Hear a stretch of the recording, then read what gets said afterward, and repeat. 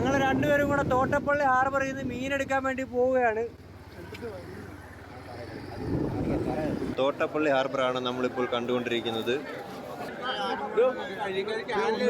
മാർക്കറ്റിൽ കിലോ 200 രൂപയ്ക്ക് മുകളിലുള്ള ചെമ്മീൻ ഇവിടെ 1.5 കിലോ 200 രൂപക്കാണ് തൂക്കി കൊടുക്കുന്നത്. ഇതുപോലുള്ള ചില്ലറ വിൽപ്പനക്കാർ ഒരുപാട് പേരുണ്ട്.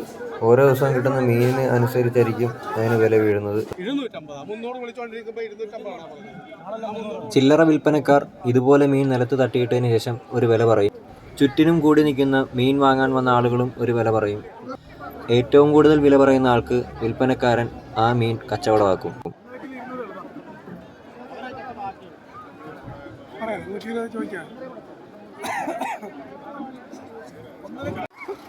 ഈ കാണുന്ന കൊട്ടകളിൽ നിറച്ച് നിരത്തി വെച്ചിരിക്കുന്ന മീനുകളെല്ലാം പല പല മാർക്കറ്റുകളിലേക്കായി കയറ്റി അയക്കാൻ കച്ചവടക്കാർ വാങ്ങി വെച്ചിരിക്കുന്ന മീനുകളാണ്.